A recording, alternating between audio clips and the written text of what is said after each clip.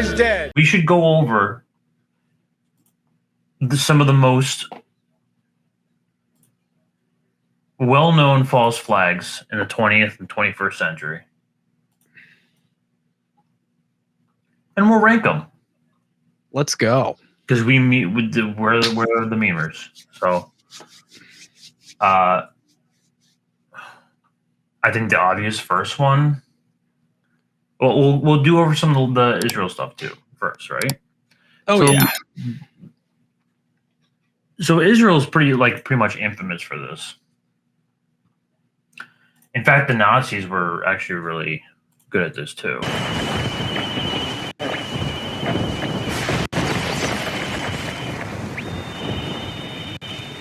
Uwaga! Uwaga! To są Gliwice. Rozgłośnia jest w polskich rękach.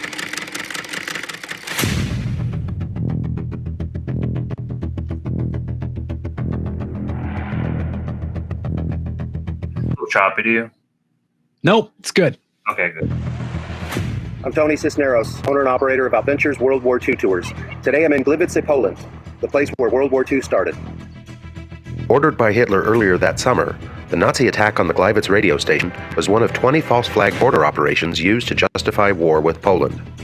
It was here that the infamous Gleiwitz provocation took place on August 31st, 1939. The Gleiwitz radio station dates back to 1935. Reinhard Heydrich gave the order to his top SS man, Alfred Naujoks, to plan an attack on the Gleiwitz radio station. Naujoks and his men stormed the broadcasting station buildings at 8 p.m.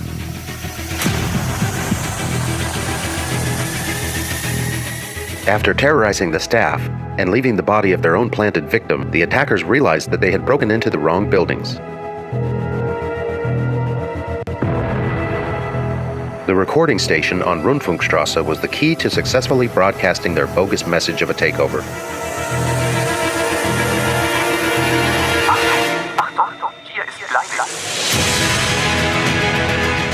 See where history happened.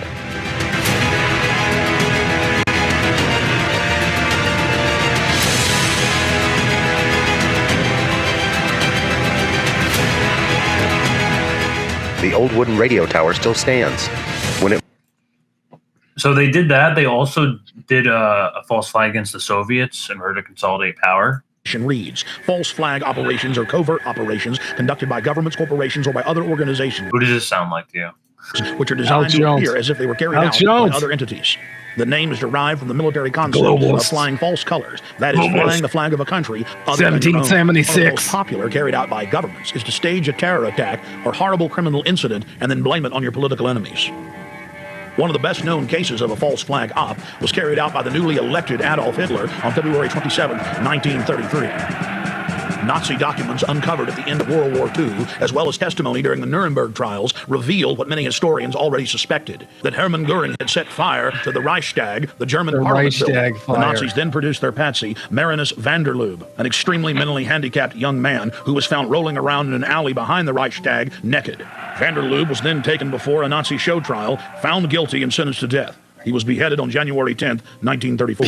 Using the crisis he had created to pass laws similar to the USA Patriot Act, Hitler became dictator and set his sights on the world. By March of 1939, Hitler had already seized Czechoslovakia. Having gained both Austria and Czechoslovakia, Hitler desired to move east against Poland. But he did not want to look like the aggressor. Hitler needed an excuse for attacking Poland. It was Heinrich Himmler who came up with a plan. Thus, the operation was codenamed Operation Himmler. On the night of August 31st, 1939, the Germans took an unknown prisoner from one of the concentration camps, dressed him in a Polish uniform, took him to the town of Gleiwitz on the German-Polish border, and then shot him. The staged scene with the dead prisoner dressed in a Polish uniform was supposed to appear as a Polish attack against the German radio station. German radio, newspapers, and newsreels were flooded with images of what appeared to be a dead Polish soldier who had dared attack the Reich. Now Hitler had his excuse to invade Poland, and the nightmare of World War II had begun.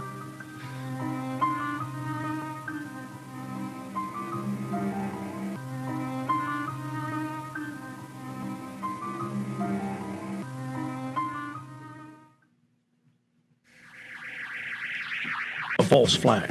The encyclopedia definition reads, false flag operations are covert operations conducted by governments, corporate aims to using the crisis he had created to pass laws similar to the USA Patriot Act or that is I know flying that the flag just twice. That's weird. on the night of August 31st, 1939, Gleiwitz on the German. So we have Gleiwitz and the Reichstag fire. I mean, We're knocking out to the Nazis, to the Nazi false flags out of the way. And there's more than that, but those are the two infamous ones. Here's yeah. I'm going to be honest. When I first heard about this, the diplomat shooting, the first thing I thought of was the Reichstag fire. The absolute first thing. That was the first thing where it's like, fuck, here we go. Thankfully, it doesn't seem to be working. Then again, Israel has at the moment, I mean, the latest breaking as of today, the IDF says it plans to seize 75% of Gaza within 2 months. So they are escalating hard, but the world does not seem to be swayed at all by this, which is very good news. But I digress. I would put Gleiwitz in S because it literally started World War II. Yeah. Oh, for sure. Literally, like that's the false flag that kicked off World War II. Millions of people died from that. So, and I mean the Reichstag fire, like, I mean, that was the power consolidate. That was the move. That was the move where it's like, okay, well, this thing happened. Therefore, I'm completely justified in just going full fash and,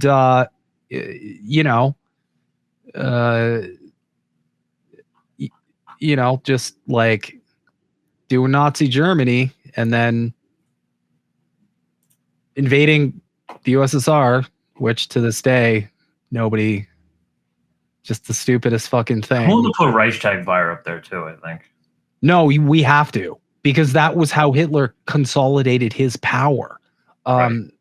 That was the key he needed to be able to do everything after that. Okay. Yeah, that's just a side note.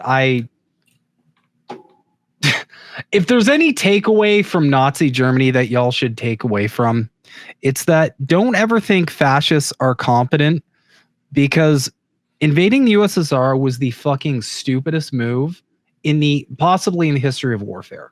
Oh yeah. Yeah. Just massive L, and then just L's all the way back to your capital. And then they wave their commie flag you hate so much over your fucking wrecked city. Just the biggest L in the history. So, L. And they're probably going to do it. Israel's probably going to follow suit. They're probably going to do some stupid bullshit like invade China or something. No, they'll bomb Iran and they'll get destroyed. Remember, they're so scared of Iran. They're terrified of Iran. I'm terrified. They lose because they're the size of New Jersey. So like there's no way that they can beat a war with Iran now without us. Even us, and I think even the U.S. and Israel paired together, I don't think that we could beat Iran. Well, no, because like it's Iran, so you got to ask yourself. They don't have nukes, but they're working on it. I mean, they don't say that they're going to have, nukes. They're enriching uranium, which can be used for other nuclear energy purposes. So they're not necessarily building a nuke, but they can. They definitely can. And that's not, to nuke Iran, that would be a whole different story. But just pure warfare, Iran wins. Like 9 out of 10. But you'd also risk aggroing, what if the entire Middle East, the UN? Yeah, you would violate the nuclear treaty. Yeah. What if Russia gets involved? You're fucked. You're like done in 3 seconds. Like it's over. It's so over. It's over. So I just find it interesting that the same people who are so infamous with false flags just copied the same playbook from the Nazis. Isn't that crazy? So now Israel is the false flag, fascist country. When the Nazis were the ones who kind of made it famous, really. Well, it's funny until you do your history and understand. Oh fuck yeah, Lavon Affair. This was actually fucking funny. It's interesting until you do your research and you realize like Zionists and Nazis have a history. It's nothing to do with Jewish. They literally minted a coin together. They literally have a coin minted together. They if you go back to the Havara Agreement in like 1930s, they literally worked with Hitler in order to. Yep, all documented. So I mean, they probably did take a bunch of pages out of his playbook, because look at what's happening right now. They're talking about Holocaust gas chambers on Israeli TV. They did it last week, as we reported. They're using every play. Like Goebbels would be proud of Hasbara. He would be like, "Damn, this shit's good.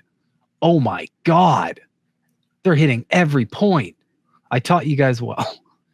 So this is the Lavon Affair, also known as Operation Suzannah, in 1954, where the Mossad, they bombed Western targets in Egypt to try to provoke a war with Egypt, or at least like increase tensions between the two. They planted bombs in U.S. military targets, morale, wellness, and readiness facilities in Egypt in the 1950s. They were trying to blow up United States servicemen and their families in Egypt. Blame it on the Arabs. Israeli citizens committed these terrorist acts. It is by a stroke of luck that we detected the bombs before they went off and hurt any U.S. citizens or U.S. military personnel in Egypt in the Lavon Affair. All of the people involved in the Lavon Affair were Israeli citizens pretending to be Egyptian Arabs. We turned them over to the embassy in Cairo on orders of our United States State Department. Terrorists trying to kill Americans in a false flag attack. Never punished. Turned over to the Israeli government. They were never punished. These people are heroes in Israel. So yeah, we that I would put probably around B-ish, because I mean it failed, obviously, thankfully, and it kind of backfired on Israel politically. So I'd put it at C. You think poopy tier? It fucking sucked. Like, yeah, it sucked. They took an L on it. They had no juice from it. They achieved nothing. Like nothing at all. And like, yeah, if anything, it was an operation that was like inversely beneficial to the country doing it. Well, country. I'll never recognize Israel as an actual country because it fucking isn't. But I digress. Okay. We can go to the next Israeli false flag, one of the OGs. Oh shit. Are we doing Liberty? USS Liberty. Oh fuck. This gets worse the more you look into it. The more you look into like interviews from like people they talk to and everything. I got a good video on this. Yeah, if you have it, share it. But most of you may know, Israel bombed a U.S. Navy ship that killed 34 cruise members, and then we just kind of forgave them for it. I guess we just kind of didn't care. No, I got a good video. Let me grab it real quick, and then you can do a chaser with this one. This is a really good breakdown. I agree. False flag operations are absolutely insane. So, back in the year 1954, Israel was a bit uncomfortable with its neighbor, Egypt, and they feared that the British leaving the Suez Canal would lead to... Oh shit, wait, I'm so stupid. Hold on, I clicked the wrong one. Give me 1 second here. Oh, I'm done. Okay, here we go. But that's a good video to break down the Lavon Affair, if anyone wants like a TLDR. Anyway, give me 1 sec here. Okay. Okay. On June 8, 1964, Israel deliberately attacked an American intelligence ship, the USS Liberty. At about 2 p.m. that day, 2 Israeli Mirage 3s attacked the Liberty with cannon and rockets, and just few minutes later, 2 Mysteers dropped napalm bombs due to which ship caught fire, and then at 2:35 p.m., Israeli torpedo motor boats fired 5 torpedoes, out of which 1 struck. This attack killed 34 crew members and wounded 171 others. Israel apologized, saying it mistakenly thought that the USS Liberty was an Egyptian ship, but survivors rejected the Israeli statement and claimed that the attack was on purpose, and they were right, because Israelis first identified the Liberty as a US ship at about 5:15 a.m. that morning. 7 other reconnaissance flights also confirmed the identity of Liberty. During attack, the ship attempted to contact the 6th Fleet, but Israelis were jamming their distress frequencies. According to victims, a huge American flag was waving at the top of the ship, so there was no chance of any. And there you go. Pretty succinct breakdown there. Oh, can't hear anything. You can't hear it? No. One second.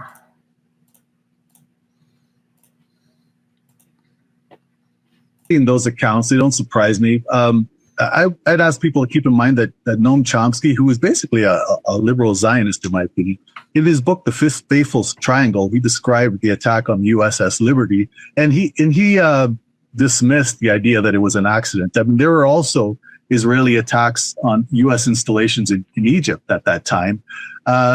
Likely, I mean, it's a bit of speculation, but likely that the motive was to basically prevent U.S. spying, which the Israeli feared might have led to increased Jewish pressure on them that would limit what they were able to gain in the 1967 war.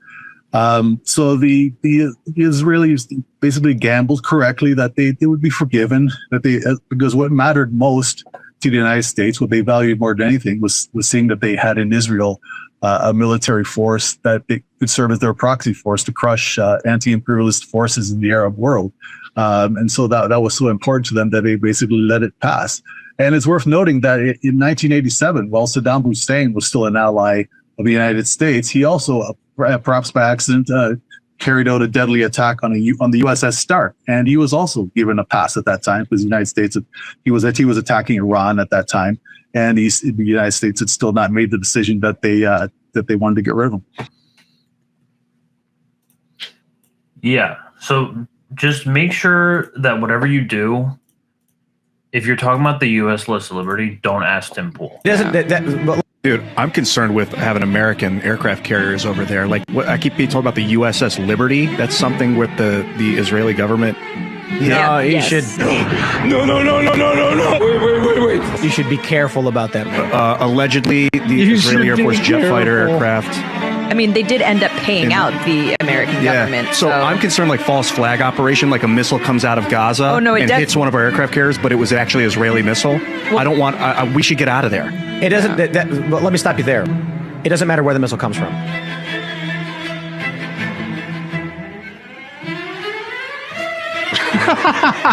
That's weird, huh? Holy shit. So I would put that in a B, maybe. I put it in B because it did generate quite a lot of like negative buzz. I will add as well that I did hear that in addition, the USS Liberty actually picked up like radio comms of Israel fucking up Palestinians. Because again, guys, if in case you're not aware, the shit they've been doing to Palestine is not new at all. Not even close. It's been going on for 77 fucking years. But yeah, I think B's probably good. Okay. It's a decent strategy, and they did calculate correctly that they would just be forgiven. Like nothing bad would happen of this. This is so infamous that they've gotten so much bad PR over this. It's like pretty much irrecoverable at that point. But yeah, let's dive into a little bit of let's do a quick one. So if you read this article, during the 2014 Maidan coup in Ukraine, basically Maidan, snipers shot at, if you don't know a video on this, like, let me know. But like, Ukrainian neo-Nazis shot their own people and then blamed it on the Russians. And that's part of the reason why Russia's military intervention started in Crimea and the Donbass in 2014. They won't talk about this, but is this a...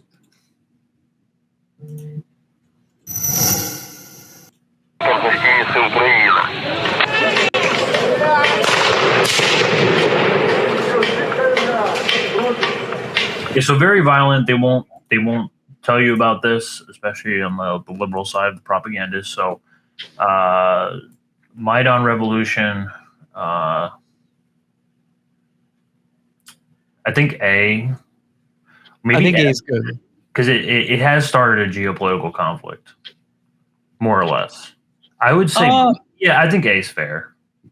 Well, yeah, but the actions of the Maidan coup and all that led to Russia basically invading and putting Ukrainians through the meat grinder for... Yeah, they lost so much land and people over this. Yeah, like it was successful. I'll give them that. The actual coup was successful. You know, you had Zelensky banning like political parties from, like it got fashy real fucking quick, but it also aggroed Russia, and now Russia is just blasting Ukraine, and you know, and that's the actions of that government, which a lot of people would argue is deeply corrupt and kind of a Western puppet. And for those who don't know, I am partially Ukrainian. So those are my people going through the meat grinder. I have family over there.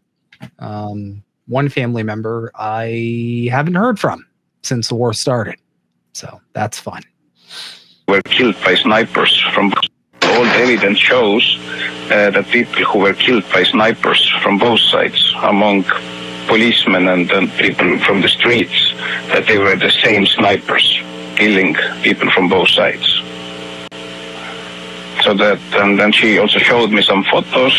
She said that as medical doctor, she can, you know, say that it is the same handwriting, the same type of bullets, and it's really disturbing that now the new coalition, that they don't want to investigate what exactly happened, so that there is now stronger and stronger understanding that behind snipers, it was not Yanukovych, but it was somebody from the new coalition. All the evidence. So he straight up admits, so like that's, for those who don't know, that's like the foreign minister Ermas. He told the EU's Catherine Ashton that there is now a stronger and stronger understanding that behind the snipers, it was not Yanukovych, but somebody from the new coalition. Mm-hmm. I'm so like, I kind of want to teeter this into S, because it's actually crucial. It's a very big deal.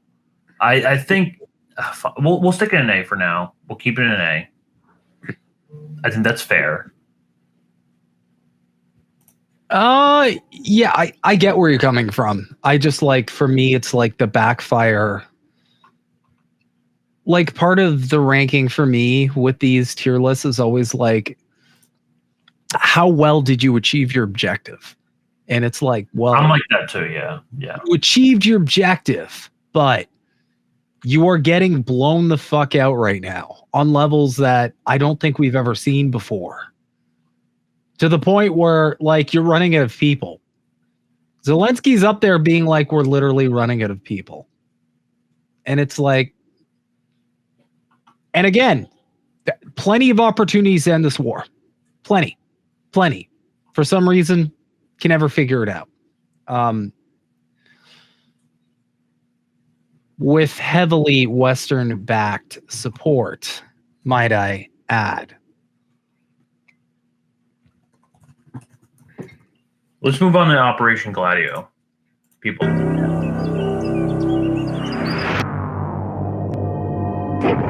From UFOs to psychic powers and government conspiracies, history are the facts.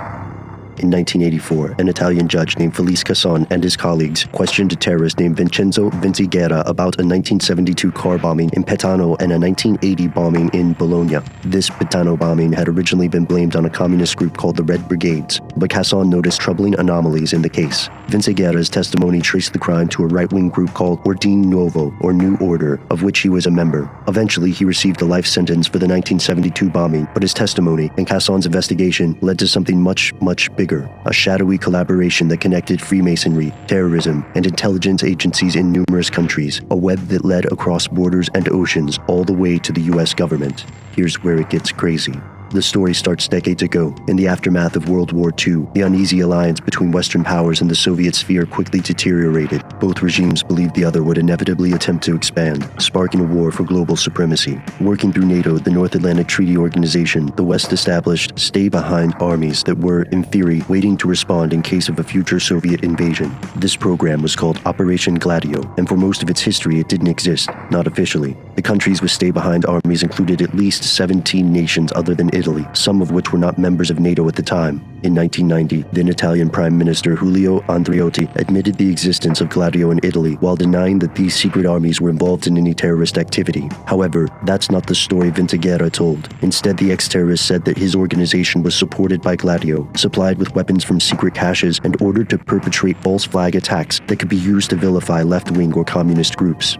And, at the time, it's important to note that left-wing groups were growing in popularity. This news caused a furor in Italy as more and more witnesses came forward, alleging that a great deal of Italy's terrorist attacks were actually bankrolled by intelligence agencies working in concert with the infamous Propaganda Do. In his 1990 speech, Prime Minister Andreotti said that Gladio had been dismantled and, in any case, never participated in any terrorist acts. But was it true? Whistleblower Sybil Edmonds claims that Gladio soldiers on in the form of a program called Gladio B, this time involving U.S. intelligence, the Pentagon, and Al-Qaeda. Some dismiss her allegations as nonsense, while others wonder why there wasn't more investigation of this in the mainstream news. Today, much of the details of Gladio, the original one at least, remain classified, isolated somewhere in the murky, opaque quagmire of national security. Why is that? What exactly did Gladio do? Did it ever end? For now, that's something quite a few people don't want you to know. So this spanned across, Spain, Italy, Germany, Turkey, Greece. Yep. So if we're going to put, I'm assuming 9/11 is going on S, I think Operation Gladio deserves an S as well, because this is like engineering the Cold War political order in Europe. No, for sure. Killing thousands of people, blowing up train stations. So there's continuity here. I think that deserves an S. Also, operations like Gladio, they're super successful in the broader, larger, capitalist suppression movement. Because the feds always do this for any kind of communist or left wing, serious organizations, not talking about liberals, obviously, but this is crucial in promoting Western values. Paint any kind of alternative to the system we have now as violent and scary and the bad guys, and then they get free reign to do whatever the fuck they want. So yeah, this was really crucial, and you're right, like you said, this was serious, Cold War framework. So let's move on to another biggie. Gulf of Tonkin. Here we go. Shaped the Vietnam War. Gulf of Tonkin Incident, 1964, the Vietnam War. The Gulf of Tonkin Incident, or the USS Maddox Incident, is the event responsible for America's entry into the Vietnam War. Vietnam was divided into halves, North and South, ruled by separate regimes, but the United States were concerned that Ho Chi Minh and the Communists would win the upcoming elections and were determined to stop the spread of communism. Always. U.S. military involvement, however, had been minimal until 1964. President Lyndon B. Johnson had been training South Vietnamese mercenaries, sending them into North Vietnam to carry out acts of sabotage and gather intel. On July 31, 1964, South Vietnamese commandos had attacked North Vietnamese targets in the Gulf of Tonkin. On August 2, 1964, American naval destroyers had moved into North Vietnam waters to gather intelligence on the enemy's naval strength. The USS Maddox was nearing the mouth of the river delta when Captain Herrick noticed that they were being followed by North Vietnamese torpedo boats and had intercepted communications of their intention to attack, so he fired 3 warning shots. The USS Maddox was then fired upon by the enemy torpedo boats. Captain Herrick retaliated and opened fire on the torpedo boats, and with the assistance of U.S. jet fighters, hit all 3 enemy targets. The enemy boats had fired their torpedoes, but they all missed. The USS Maddox then retreated back into international waters. 2 days later, a second patrol was launched into the Gulf of Tonkin by the USS Maddox and the USS Turner Joy, when Captain Herrick reported that they were again under attack. Secretary McNamara and President Johnson agreed that retaliation was needed and the expansion of the war was approved by Congress. However, Herrick sent a later message claiming that he was mistaken about the attack and that freak weather action may have led his men to overreact. The final part of the message read, "No actual visual sightings by Maddox. Suggest complete evaluation before any further action taken." Nevertheless, this was ignored by Johnson and his advisors, who continued on with the retaliation plan.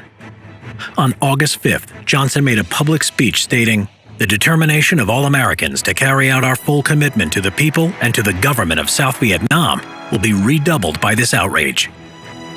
Shortly after his speech, U.S. aircraft bombed North Vietnamese targets, torpedo boat bases, and an oil storage depot. America was now drawn into the Vietnam War. President Johnson made a speech via the media to the American people to get their support for the war and described the attack on 2 U.S. Navy warships as a deliberate aggression. By late 1965, 200,000 American troops were on the ground, with more on the way.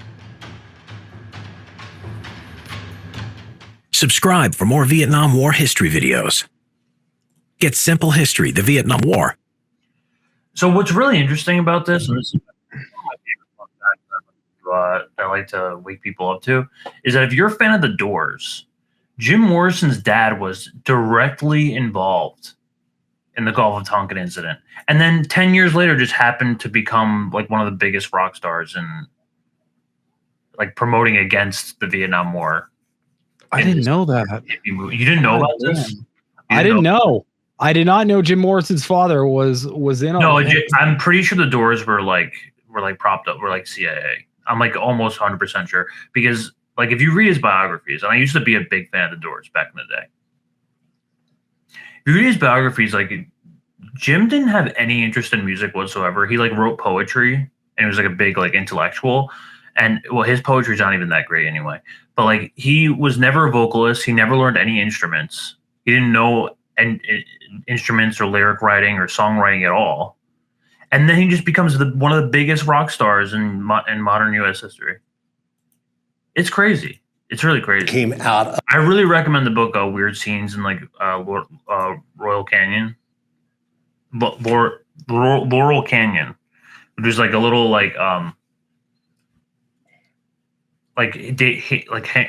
Houdini came from there. Frank Zappa. Weird Scenes in Laurel Canyon, yeah. Of Laurel Canyon. And certainly the most famous or enigmatic figure to emerge from that scene would have to be Jim Morrison, the Lizard King, the lead singer of The Doors. But he also had a very conspicuous father. Tell us a little bit about Jim and his father and their place in that strange saga. Yeah, Jim was certainly a larger-than-life figure, to this day, very, very iconic figure. Yeah, the curious thing about him is that his father was actually a very high-ranking Navy admiral, which that part was known prior to my work on this book. But what I discovered, which had not been previously reported, is that not just was he a Navy admiral, but he just happened to be the Navy admiral who oversaw the Gulf of Tonkin incident. He was the commanding officer of the ships involved in that notorious incident, which, of course, led immediately to the passage of the Tonkin Gulf Resolution, and then to the full-scale involvement of ground troops in Vietnam, and ultimately the deaths of some 60,000 Americans and countless millions of Vietnamese and Laotian and Cambodian people, all of which was a direct result of this so-called Tonkin Gulf incident, which Jim Morrison's father was was a key figure, to say the least, in orchestrating that whole incident that quickly resulted in the U.S. being, engulfed in a very, very bloody quagmire over there. And that happened just like within a year or so of the Sun emerging on the Laurel Canyon Sunset Strip scene as this larger-than-life icon of the anti-war, peace movement crowd. So there was a very curious juxtaposition there, to say the least, that you have the father sailing off to, help choreograph this incident that drug America into this bloody quagmire, and then the son almost simultaneously emerging on the scene as this larger-than-life icon of the anti-war crowd. And never mentioning, of course, who his father was throughout his years of fame. He conspicuously avoided ever mentioning who his father was and what a key role he had played in. And we can only guess as to why that was, but there's a picture in the book that shows Jim, the young Jim, the collegiate Jim. But yeah, that's another. I think that's another biggie that's going on. Oh yeah, for sure. Like giving Casas Belli to do Vietnam is like, that's like, yeah, that doesn't go anywhere else, in my opinion. Let's do the Syrian gas attacks. Oh yeah. Fuck. So if you're familiar, the reason why the excuse that we were using in order to go after Assad was he was allegedly gassing his own people. Yeah. Now there was no this is during the first Trump administration, and I think no one can explain this better than Corbett. Big fan of James Corbett. Love him. I spent years watching his stuff ever since maybe 2014. So.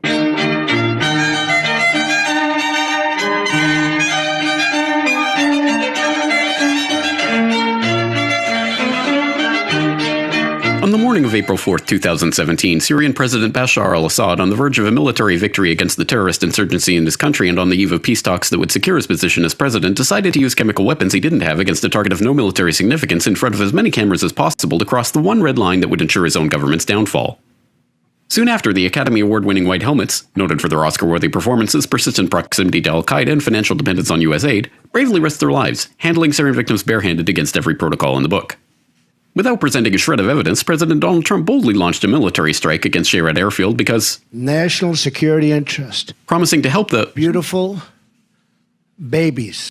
Offer does not apply to babies in Gaza, Yemen, Pakistan, or basically anywhere else.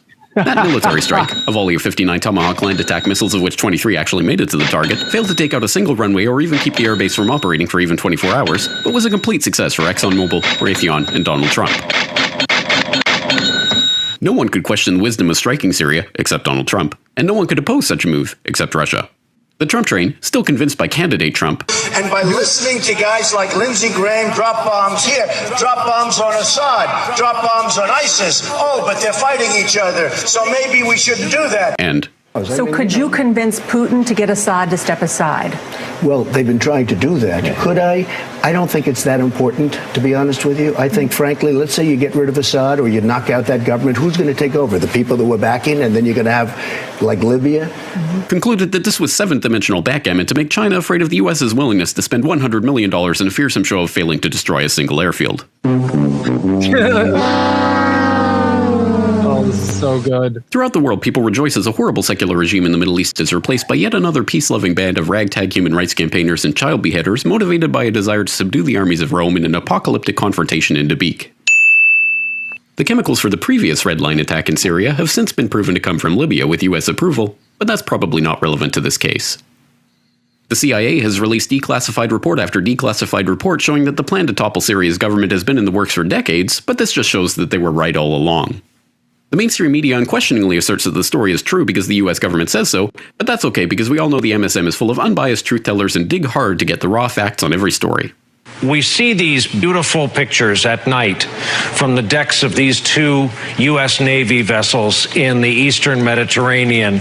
I am tempted to quote the great Leonard Cohen, I'm guided by the beauty of our weapons, and they are beautiful pictures. Even members of Congress think the story is a load of hogwash, but that's okay because they're probably crazy.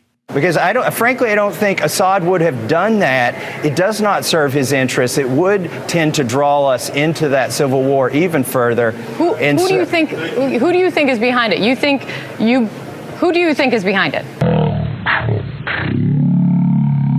Meanwhile, the White House has released a report on its intelligence about the chemical attack that refutes its own version of the story, but that's okay because when has the White House ever lied people into war?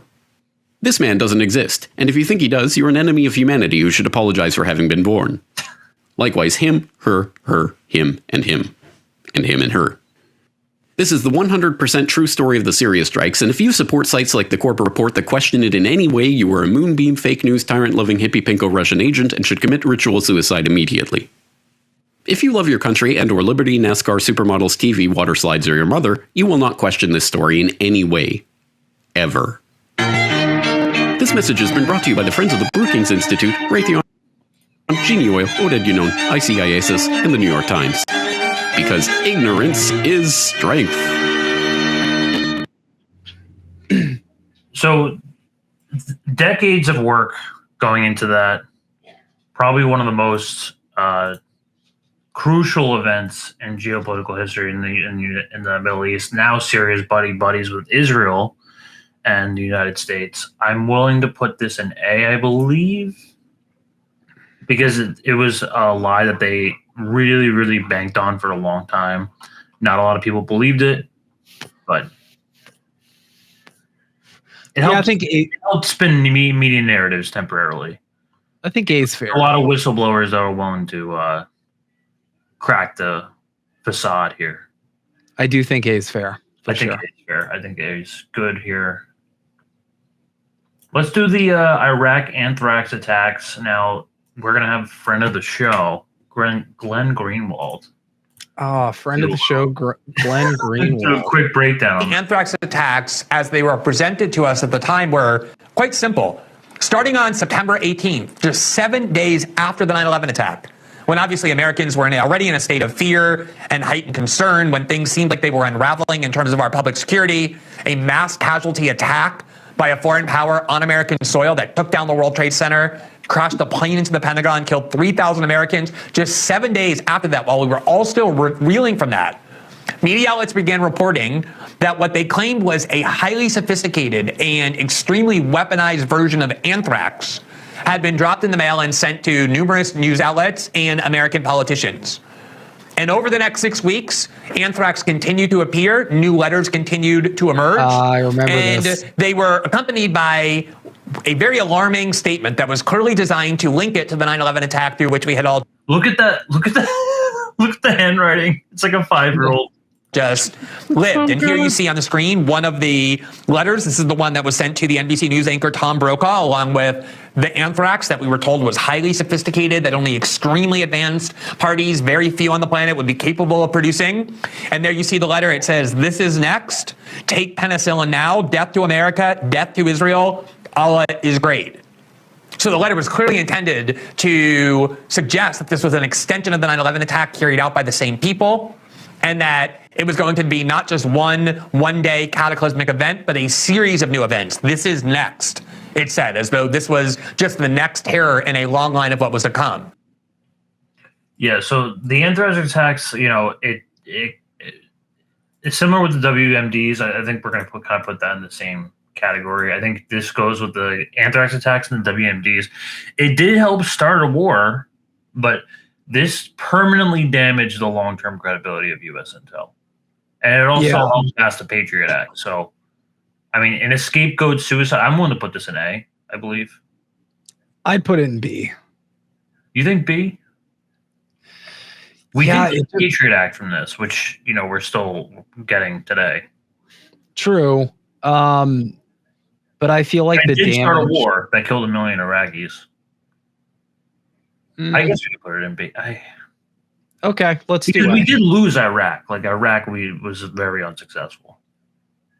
No, we can do A. It did advance its main objectives, but it did come at a cost, for sure.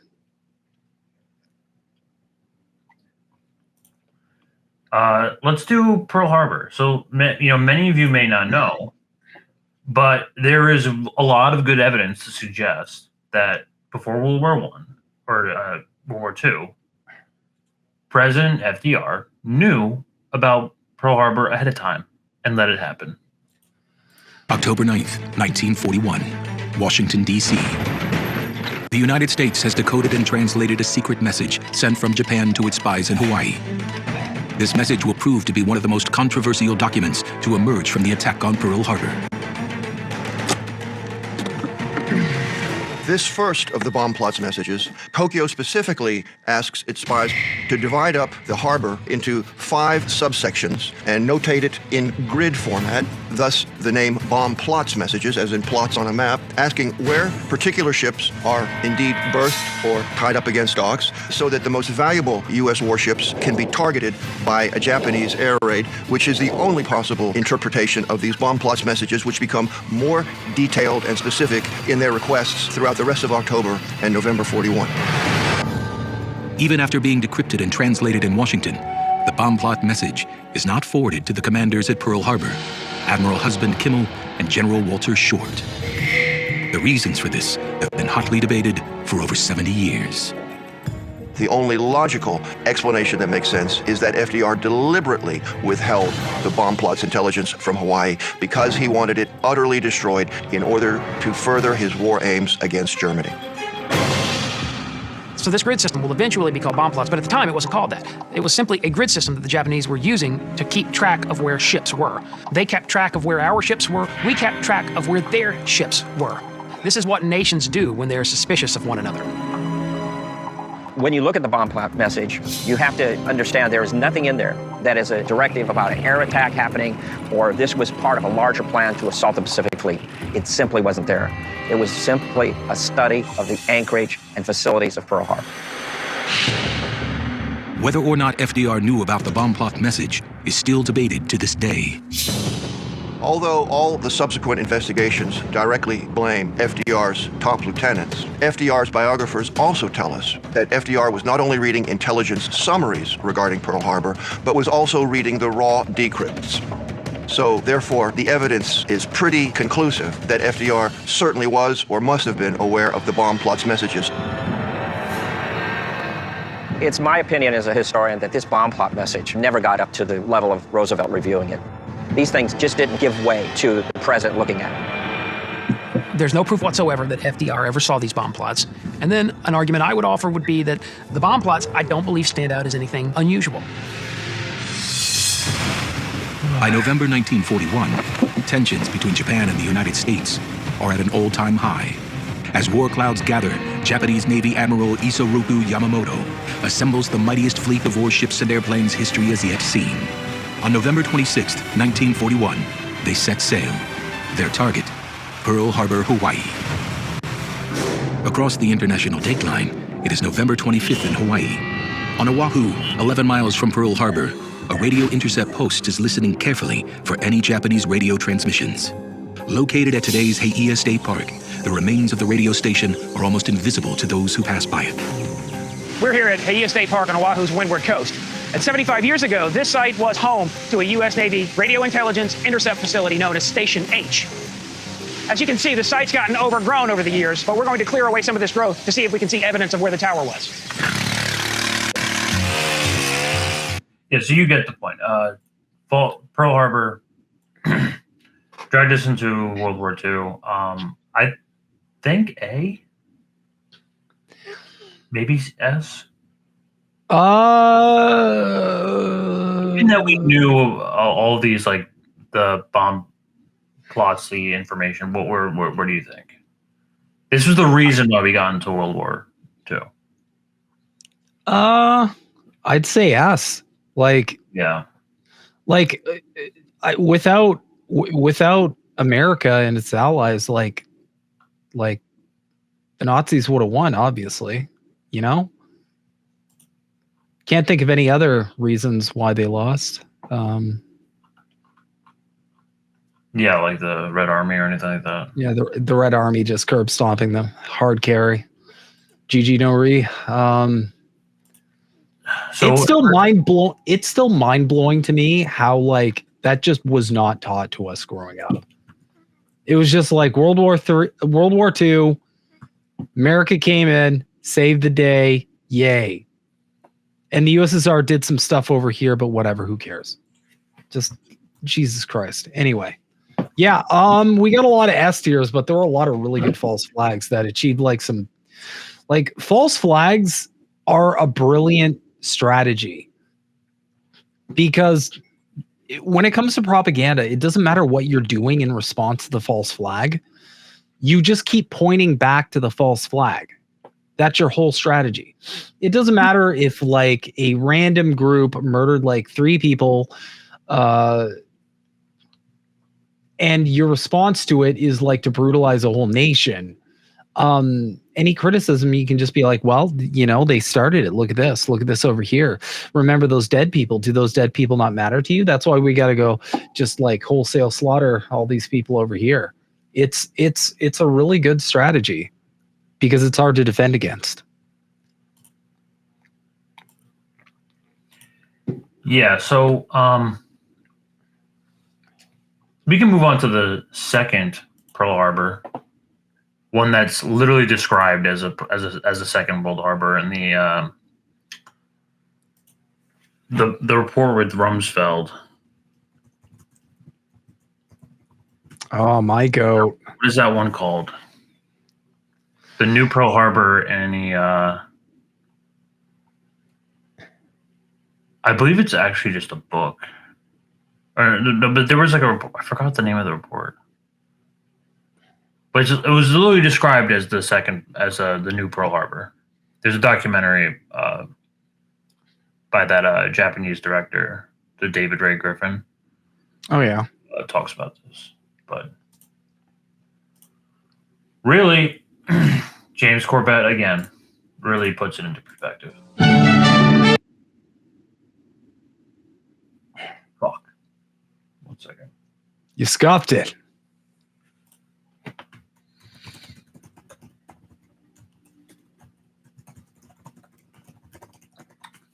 This is one of my favorite videos of all time. Easily. Let's go.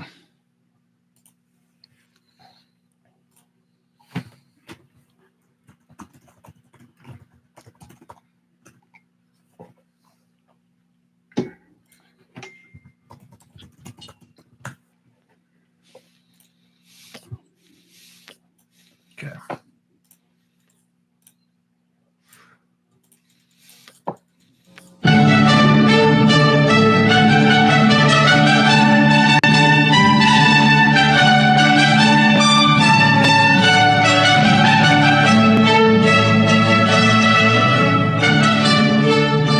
On the morning of September 11th, 2001, 19 men armed with box cutters directed by a man on dialysis in a cave fortress halfway around the world using a satellite phone and a laptop directed the most sophisticated penetration of the most heavily defended airspace in the world, overpowering the passengers and the military combat trained pilots on 4 commercial aircraft before flying those planes wildly off course for over an hour without being molested by a single fighter interceptor. These 19 hijackers, devout religious fundamentalists who like to drink alcohol, snort cocaine, and live with pink-haired strippers, managed to knock down 3 buildings with 2 planes in New York. While in Washington, a pilot who couldn't handle a single-engine Cessna was able to fly a 757 in an 8,000-foot descending 270-degree corkscrew turn to come exactly level with the ground, hitting the Pentagon in the Budget Analyst Office where DoD staffers were working on the mystery of the $2.3 trillion that Defense Secretary Donald Rumsfeld had announced missing from the Pentagon's coffers in a press conference the day before, on September 10th, 2001. Luckily, the news anchors knew who did it within minutes. Osama bin Laden. The pundits knew within hours. Osama bin Laden. The administration knew within the day. Terrorists who committed these acts and those who harbor them. And the evidence literally fell into the FBI's lap. That a hijacker's passport was found blocks from the World Trade Center crash site, if you can believe that. But for some reason, a bunch of crazy conspiracy theorists demanded an investigation into the greatest attack on American soil in history. They don't even make it sound convincing. But I'm gonna have a hot take on where to put this on the tier list. Just preparing you for it, but okay. Yeah, Investigation was delayed, underfunded, set up to fail, a conflict of interest, and a cover-up from start to finish. It was based on testimony extracted through torture, the records of which were destroyed. It failed to mention the existence of WTC-7, Able Danger, P-TECH, Sibel Edmonds, OBL and the CIA, and the drills of hijacked aircraft being flown into buildings that were being simulated at the precise same time that those events were actually happening. It was lied to by the Pentagon, the CIA, the Bush administration, and as for Bush and Cheney, well, no one knows what they told it because they testified in secret, off the record, not under oath, and behind closed doors. It didn't bother to look at who funded the attacks because that question is ultimately of little practical significance. Still, the 9/11 Commission did brilliantly answering all of the questions the public had, except most of the victims' family members' questions, and pinned blame on all the people responsible, although no one so much as lost their job, determining the attacks were failure of imagination. Because Nobody in our government, at least, and I don't think the prior government that could envision flying airplanes into buildings. Except the Pentagon, FEMA, NORAD, and the NRO. The DIA destroyed 2.5 terabytes of data on Able Danger, but that's okay because it probably wasn't important. The SEC destroyed their records on the investigation into the insider trading before the attacks, but that's okay because destroying the records of the largest investigation in SEC history is just part of routine record keeping. NIST has classified the data that they used for their model of WTC-7's collapse, but that's okay because knowing how they made their model of the collapse would jeopardize public safety. The FBI has argued that all material related to their investigation of 9/11 should be kept secret from the public, but that's okay because the FBI probably has nothing to hide. This man never existed, nor is anything he had to say worthy of your attention, and if you say otherwise, you are a paranoid conspiracy theorist and deserve to be shunned by all of humanity. Likewise him, and her. And her, and her, and him. Osama bin Laden lived in a cave fortress in the hills of Afghanistan, but somehow got away. Then he was hiding out in Tora Bora, but somehow got away. Then he lived in Abbottabad for years, taunting the most comprehensive intelligence dragnet employing the most sophisticated technology in the history of the world for a decade, releasing video after video with complete impunity and getting younger and younger as he did so, before finally being found in a daring SEAL team raid which wasn't recorded on video, in which he didn't resist or use his wife as a human shield, and in which these crack special forces operatives panicked and killed this unarmed man, supposedly the best source of intelligence about those dastardly terrorists on the entire planet. Then they dumped his body in the ocean before telling anyone about it. Then a couple dozen of that team's members died in a helicopter crash in Afghanistan. This is the story of 9/11, brought to you by the media which told you the hard truths about his head could be seen to move violently forward. And they took the babies out of the incubators. And mobile production facilities. And the rescue of Jessica Lynch. If you have any questions about this story, you are a batshit paranoid tinfoil dog-abusing baby hater and will be reviled by everyone. If you love your country and or freedom, happiness, rainbows, rock and roll, puppy dogs, apple pie, and your grandma, you will never ever express doubts about any part of this story to anyone. Ever. This has been a public service announcement by the Friends of the FBI, CIA, NSA, DIA, SEC, MSM, White House, NIST, and the 9/11 Commission. Because ignorance is strength.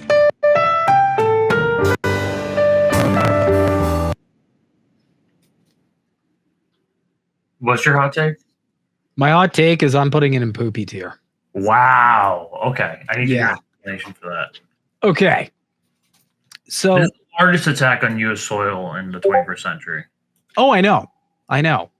And it was used as casus belli to get us into the Iraq War.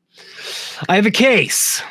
And the case was, not only was this completely unbelievable from the start, like from the fucking start. No one bought into this when it happened. I don't remember anyone believing the full story.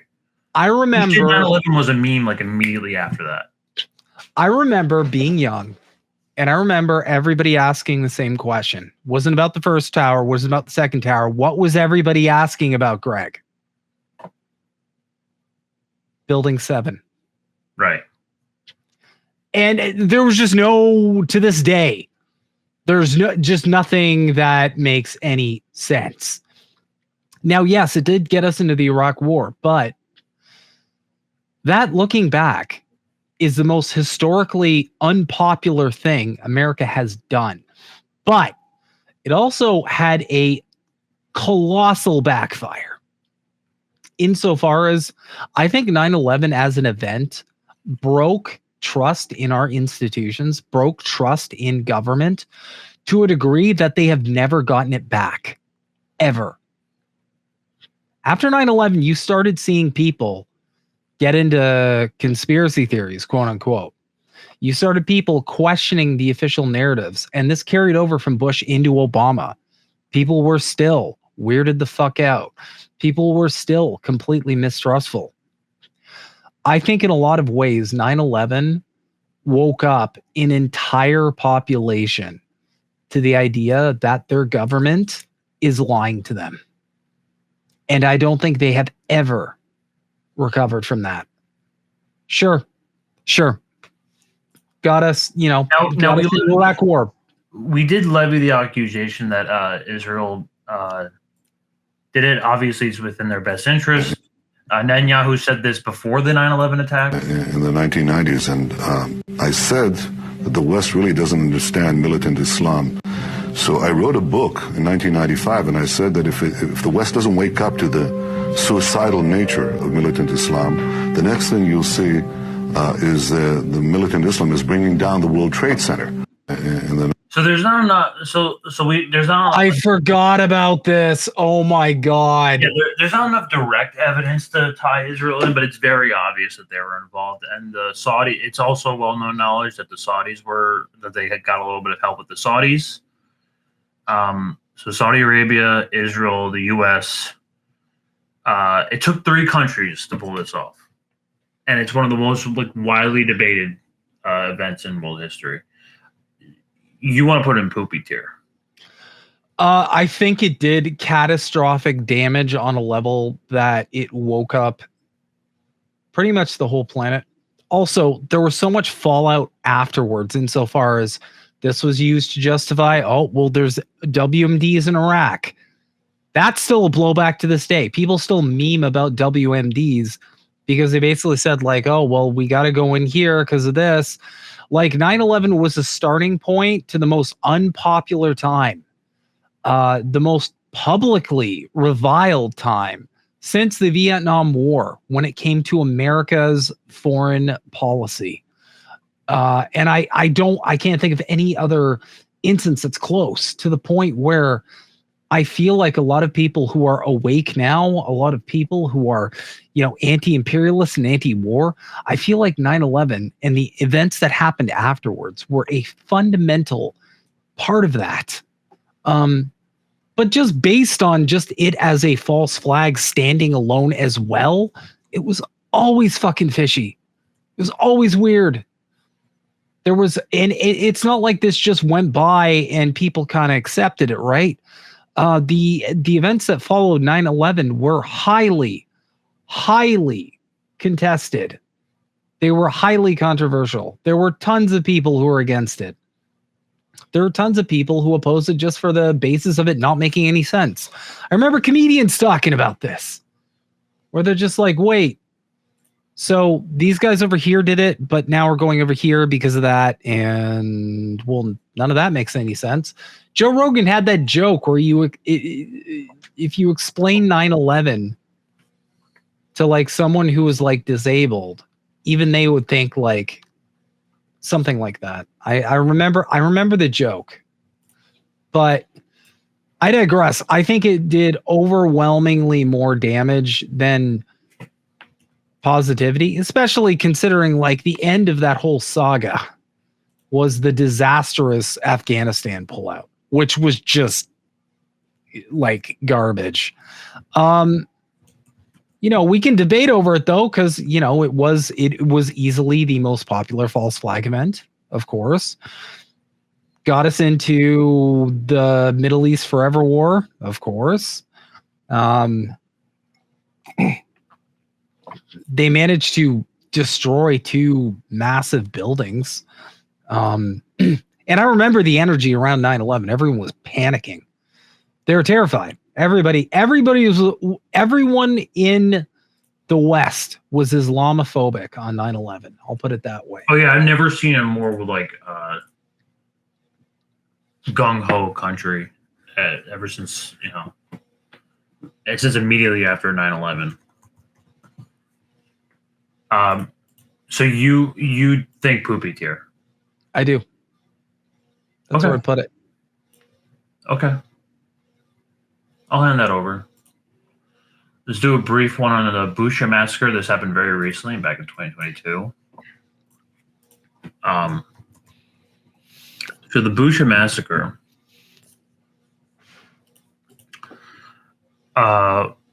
was basically a mass murder of like Ukrainians, but there's like a very large dispute about the timeline and exactly what happened. But this is like a city that's near Kiev. Okay. Elected, it hasn't been processed and presented. This is simple medical forensics. When you have a dead body, you subject that body to a forensic investigation, inclusive of an autopsy that should be able to show the time of death, the mechanism of death, and if the body had been moved to that location or if that's the place where they died. If the Ukrainians are making these allegations, one would hope that they would carry out these kinds of investigations, these forensic investigations, and provide that data to corroborate these allegations. They made the fact that Ukraine hasn't presented this data and instead went forward with a narrative based solely upon video evidence of unproven provenance, to me is a clear indication that what we're seeing may not be reflective of the actual truth on the ground. Speaking of that and the timing also, Russia says that there was shelling of Bucha by the Ukrainian military right after the withdrawal of Russian troops. If this is true, why do you think that fact has been ignored by Western leaders? Well, again, because we come down to the fact that Russia has been very assiduous in its use of force during its military operations in Ukraine. I think it's clear that the Russian army has been under orders to minimize the potential harm that could befall Ukrainian civilians and Ukrainian civilian infrastructure, and whatever harm is befalling them at the hands of Russia is because the Ukrainian government has turned residential areas into battlefields, et cetera. So, Russia, I believe, clearly has demonstrated its intent to abide by the law of war. The Ukrainian government, on the other hand, has not, and they have opted to make residential areas battlefields and therefore use their own civilians as human shields. And this isn't me making this up. This is the Washington Post, which is notoriously pro-Ukrainian, having to admit what the facts on the ground are. So I think one of the reasons why the West is downplaying, the fact that it was the Ukrainian government shelling Bucha, and that, there's a probability that these dead civilians were killed by Ukrainians. They don't want that to come out. That's inconvenient to the narrative that they're trying to pursue of, a nefarious Russia. Now, Scott, the idea of justice is basically, when it comes to war, I don't know if we can even use that word, but what needs to happen for those responsible to be brought to justice? Do you think that a full, clear, and impartial investigation by relevant international bodies can take place under the current situation? Well, I don't believe the Ukrainian government is going to permit a thorough investigation of an incident that would put the Ukrainian government in bad light. Look, they've already achieved a propaganda victory. The entire West is outraged at the Bucha incident. The entire West appears to be blaming Russia. So the Ukrainian government doesn't need to do any additional work. Now, we've seen the chief prosecutor of the International Criminal Court talk about his intent to investigate. Why isn't he knocking on the door, demanding access to these bodies, demanding the absolute necessity to do these forensic examinations of the dead, to find the data that would point a finger at who the perpetrator was? I don't hear anything from the ICC. I don't hear anything from anybody. Facts are not the friends of Ukraine and its allies right now. They're Yeah, so there's that. We can also tie this in with the Nord Stream 2 bombing, which happened in the same year. And if you're not familiar, Seymour Hersh has a wonderful article on this, where it basically breaks down how the United States, along with Norway, helped put this together. So.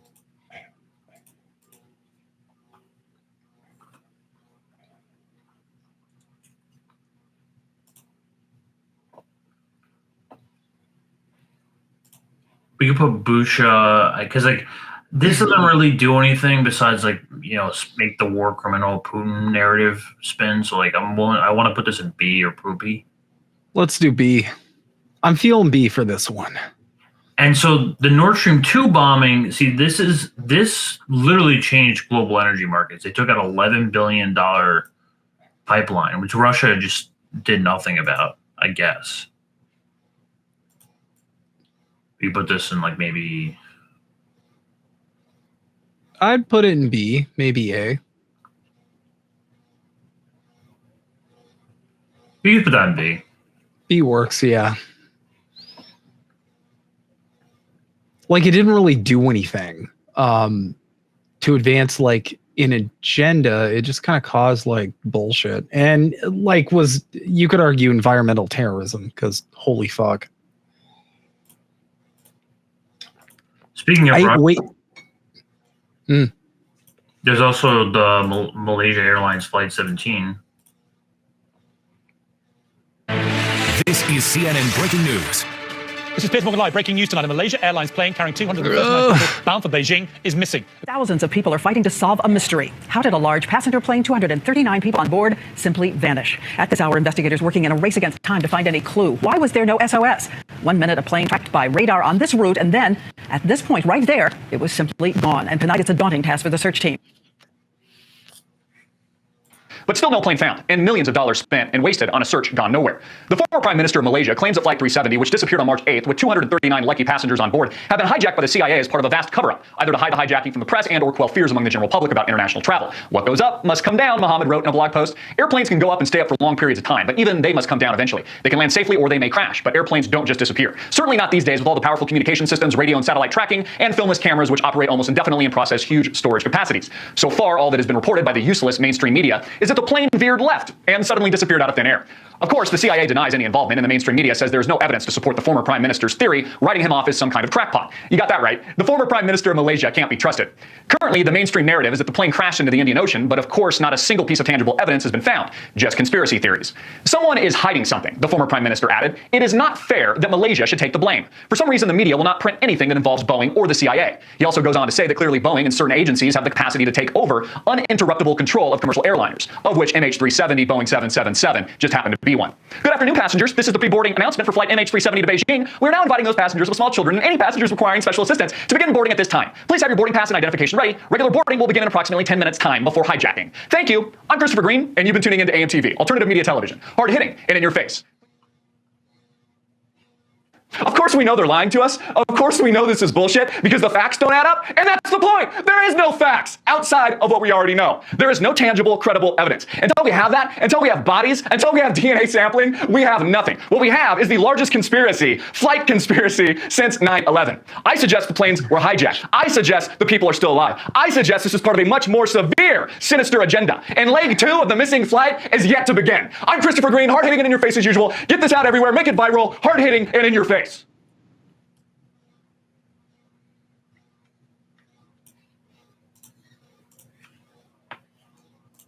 Let's start off with this article out of CNN, and it's titled "Fighter Jets Intercept Plane That Breached Summit Flight Restriction," and it was written on March 24th, and this happened the same exact day that the Nuclear Security Summit at The Hague started. And basically it just says how the Royal Dutch Air Force scrambled fighter jets to intercept an LAN cargo Boeing 777 bound for Amsterdam, going right over The Hague at the time. And this Boeing 777 breached security protocol and basically was just approaching an unrestricted area without clearance. And they got caught, and they were diverted to Germany. You're watching Sky News. It is 5 o'clock British summer time here in London. And staying with this breaking news story tonight, dramatic story that it appears that a Malaysian Airlines plane may have been shot down.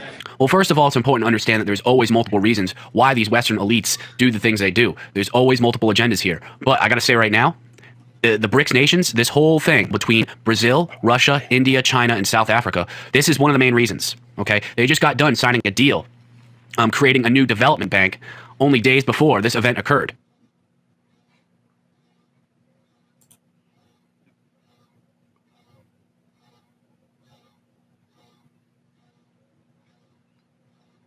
And of course, it's Russia, it's China's fault. Of course. No joke. Are not fresh, and there's no graphic footage here. I paused it in a spot where there was no bodies. I'm going to leave a link so you guys can come over here and watch this. For those of you that can stomach it, that want to know the truth, you can look at these bodies for yourself. You don't have to wonder. You can look, and you're going to see what I saw. The same thing many people are asking here, what's going on? Okay, we have this video released by a Ukrainian news agency that shows these army officers or something taking passports, as you can see here, out of the back of an SUV. And look, at these passports look brand new, okay? There isn't a scratch on them. Remember, this plane got shot down, and there's videos of this plane going and hitting the ground and exploding, okay? Now, how these passports came out unscathed. They love the passports. The Iranian passport, the 9/11 hijacker passport. It beats me, okay? It just doesn't add up. And why is this army guy taking these passports out of the back of a Jeep and scattering them all over the place? We saw photos of these passports, these exact passports on the ground. I do have a couple of new pieces of information about arms continuing to flow across the border since the shootdown. Okay. We have new evidence that the Russians intend to deliver heavier and more powerful multiple rocket launchers to the separatist forces in Ukraine, and have evidence that Russia is firing artillery from within Russia to attack Ukrainian military positions. Some pieces of info I've been able to get from our intelligence friends for you. I can't tell you what the information is based on. I know that's disappointing to you, Matt, but was able to get just some of the data points we've seen about the continuing arms flow across the border. Right. It's not me who you need to this. It's the rest of the world. I don't understand. The rest of the world who has seen these separatists shoot down a dozen planes, who has now seen a separatist leader come out and say they had this missile, and appear to at least take credit for something similar to this. So I think there's a preponderance of evidence. We went through it yesterday. I'm happy to continue going through it. I don't think we need to go through all of what you guys presented as in lieu of evidence. But I would like to know what you're basing this new evidence that the Russians intend to send any heavier equipment. Based on some intelligence information, I can't get into the source and method behind it, but I was able to tell you that. Is there a YouTube video or something that you can point us to? And I'm just wondering what it is. I just said I wasn't going to give you the underlying source. Did you say? Look, it's not the question. I don't give you more information and just say nothing. If I can't give you the source, I'm actually asking you a question here. If I can't give you the source and method, would you prefer I not give you the information? Marie, I think that it would be best for all concerned. Are there any other questions? If when you make an allegation like that, you're able to back it up with something more than just because I say so. That's not what I said. It's based on intelligence information. It's not because I said so. It's not me that's making these allegations. I mean, you guys get up and at the UN Security Council make these allegations. The Secretary gets on the Sunday shows and make these allegations. And then when you present your evidence to back up those allegations, it has appeared to, at least for some, fall short of definitive proof. I would strongly disagree with that. So you're saying that they're moving in a new and heavier weaponry. What can you say? What kind? I said multiple rocket launchers. Multiple rocket launchers of the Buk kind or of the same one? And I can't remember. They're firing artillery from within Russia to attack Ukrainian military. Do you believe that that rockets, missiles, artillery, whatever fired from Russian territory took down these two Ukrainian planes, or do you not even have confirmation yet that happened? We're still looking into exactly what brought down those planes. So you're sure that they did? We're still looking into it. You're sure that the planes went down? Oh, that's my understanding. Okay, yeah. but you don't know. I mean, the Ukrainians have claimed that they were shot down from from Russian territory. There are some conflicting reports about the location of the. And you haven't yet made a determination. But because we don't make determinations until we have facts, and then we'll proceed as much as we can. Yes, but you are sure that the Russians are firing artillery. We have information, yes. So that shows that. Okay, but you don't have. Yeah, so this just had like zero credibility. This just quickly eroded over time. This is going in poopy tier. Yeah, definite poopy tier. One last one. We'll do the Oklahoma City bombing with another Corvette.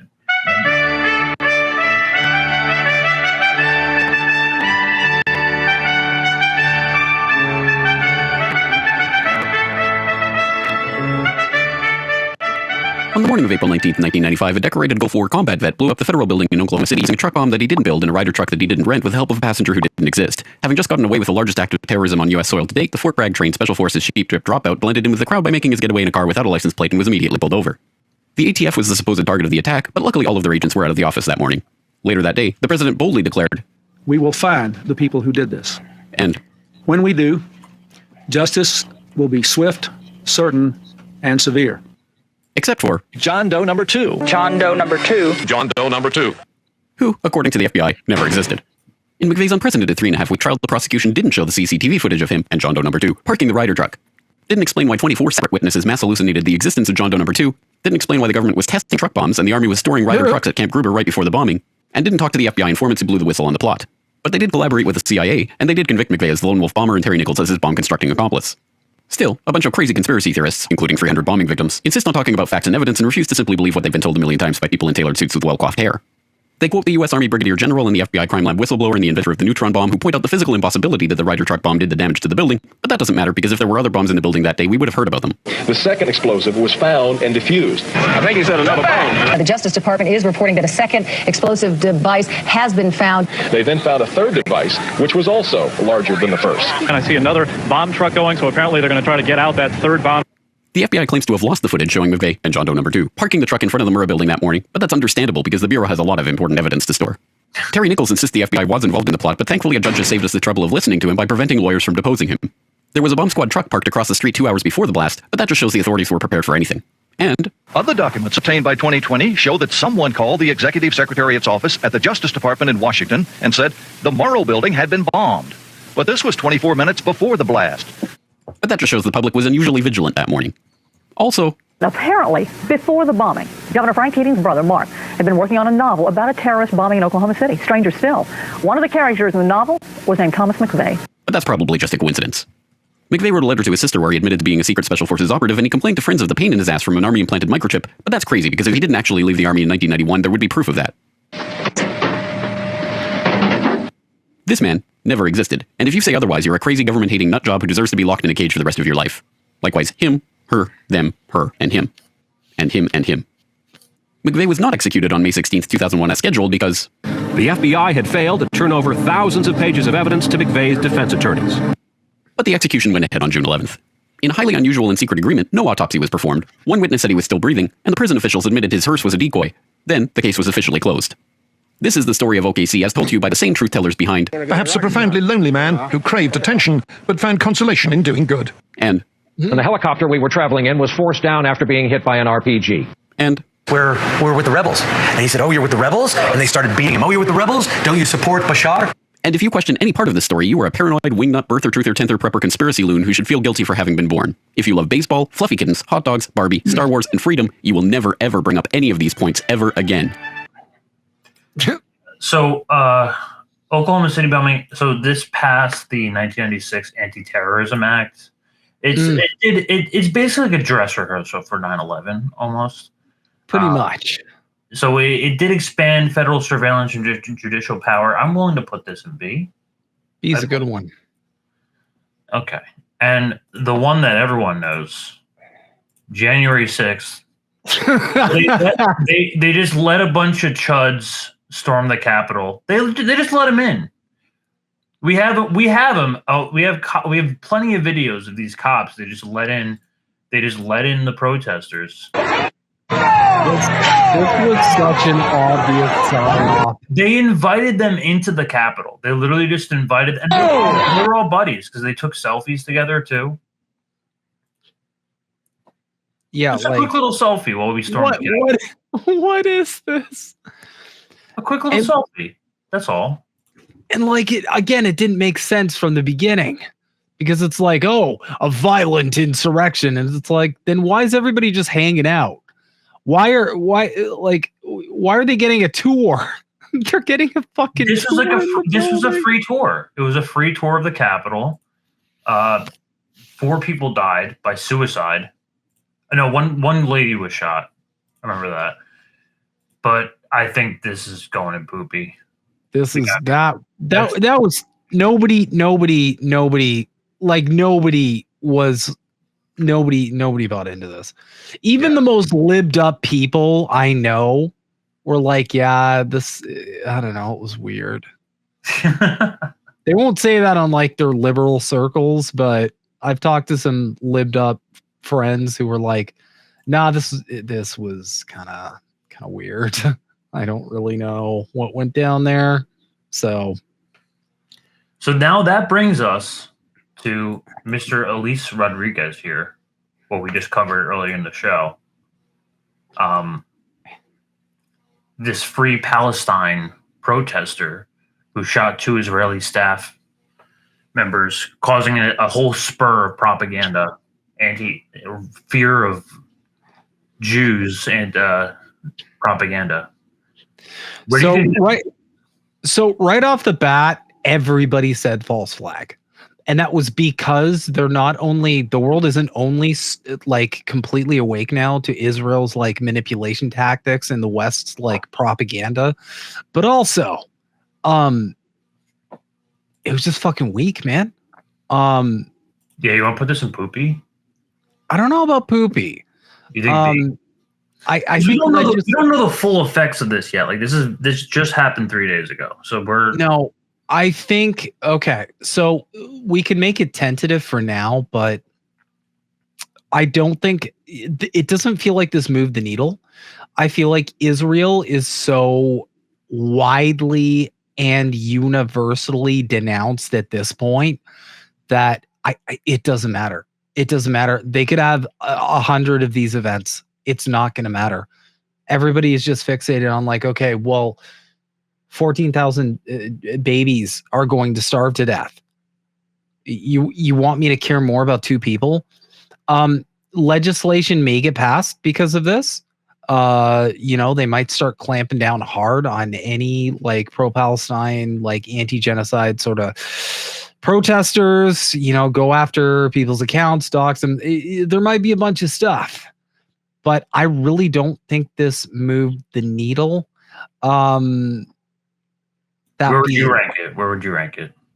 I'd probably put it in B just because for one reason. I feel like the fact that it single-handedly erased like any ability to look up what Israel did previously, which was fire on a bunch of international diplomats in the West Bank. The fact that it was able to just single-handedly erase that and completely reframe the conversation, I think I'd put it in B because that was skillfully done. I mean, I don't even, I'm going to be honest, dude, at this point, I don't think even another 9/11 is going to save Israel. They're fucked. They're never going to recover from this. The world is never going to forgive Israel for this. What I'd like to know, what I'd hope for is that the world also does not forgive the West for its complicity in this. But like, yeah, it's too, this false flag was too little too late. Okay. Like you can't point to this and be like, see, that's why we had to conquer 75% of Gaza